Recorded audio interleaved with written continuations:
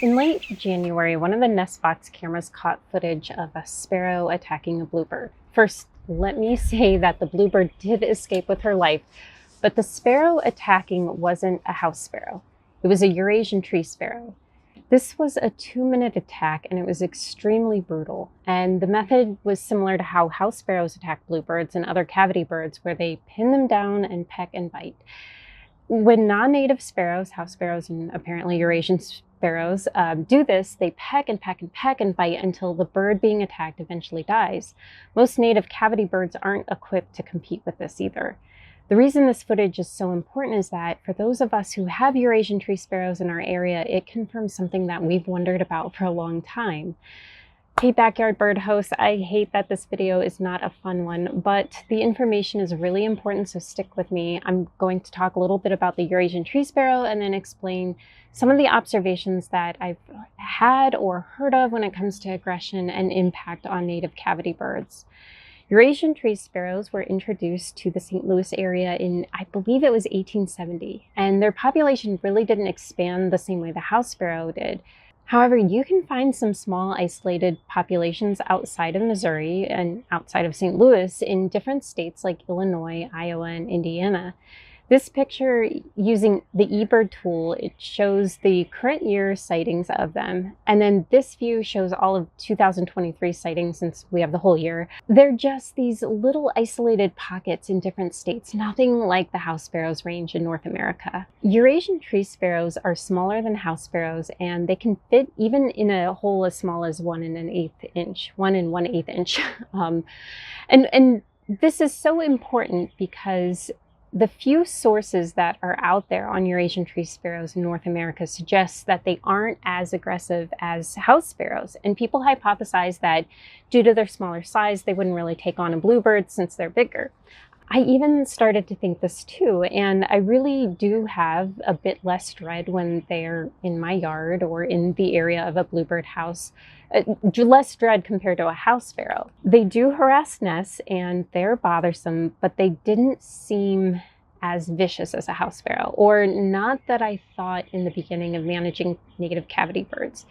In terms of aggression, they might be less aggressive, but because information on these birds in North America is so limited, we just don't have enough evidence. But going back to whether or not they would take on a bluebird, the footage shows that they definitely will, and I'm going to show just a little bit of this footage, so brace yourself. It's really hard for me to even put this in this video because it means I have to sit down and hear the bluebird cry and witness this all over again while editing this video. Anyway, be warned, this clip is sad, and I'm putting in only just a few seconds here, and you can skip over it if you want, but here we go.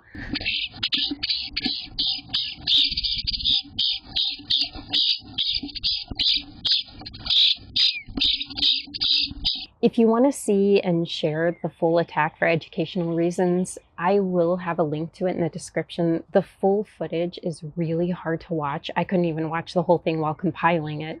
I don't think that this was a one-time incident either. I just don't have footage of the other attack, but while I was out of town on Christmas vacation, I had all of the nest boxes up for winter roosting, and I'm not really on guard about non-native sparrows in the winter because they're just not as territorial, or so I thought, and they're not really shopping for nesting boxes, or so I thought. But while I was gone, I turned the cameras off of one of the boxes because there was just so much traffic going in and out, with birds going in and out anyway, and the phone was going crazy with alerts, and I just didn't want to be bothered with it. The in and out was basic bird curiosity, so I wasn't too alarmed by that either. The thing is, both bluebirds and Eurasian tree sparrows were checking out the box, which was a little odd for the winter season, but now that I was out of town, there really wasn't anything I could do at this point either. And again, because it was winter, I didn't think things would get vicious. Usually it's the nesting season when I would worry. Unfortunately, when I got home and I turned the cameras back on, I saw a bluebird in the box and she wasn't moving. I kept checking and realized she was dead. So I removed her from the box and checked her out to see if I could figure out why she died. It had been really cold during certain periods, so it was possible she froze, but then I saw the iconic injuries to her head. And I'm sorry again for getting graphic here, but I'm going to show a picture of her because if you're not familiar with house sparrow attacks or Eurasian tree sparrow wounds, it's important to know what they look like. Blood on her head and on her eye, she was pecked, and that's the sign. And the reason I'm convinced this was a Eurasian tree sparrow that did it is because that was the only other bird going in and out of the box. And with this other video, it really raised my suspicion. When it comes to Eurasian tree sparrow aggression, I have observed them evict house wrens and then take over the nest box. I've also observed one get into an active chickadee box when the adults weren't around and scared one of the babies out of the nest box. Thankfully, I was on site during that time, saw it, and took care of it. I got the Eurasian tree sparrow out and put the baby chickadee back in the nest. Now knowing they can and do take on bluebirds, I've started to rethink their aggression level. Here's one thing though that I did notice in both cases. The Eurasian tree sparrow had become very interested in the box. The one in the filmed attack had gone in and out of the box a few times that day. The ones that I suspect got the other female bluebird while I was on winter break had also gone in and out of the box a few times that day. So I do think they become more aggressive when they think it's their box, but that's only my hypothesis so far. It's as if they think it's their home and they're defending it. It's just when they're going in and out of the box like that in the beginning, it's hard to tell if they're actually bonded to the box. I would suspect they become more of a danger if they're actually bringing material, but apparently now it doesn't matter. If they're going in and out, it could be a threat. After years of observing them, they surprise me more and more every year, but I want to stay transparent until I have more facts. So at this point, I can say they are definitely more aggressive than we thought, and they're more so when they're after a certain box. And they will definitely evict smaller birds, and they will definitely kill a bird, even a bigger one like a bluebird. When it comes to trapping and dispatching, they're not federally protected in North America because they're not a native species. They're regarded as an old world sparrow, just like the house sparrow and the MBTA, which is the Migratory Bird Treaty Act.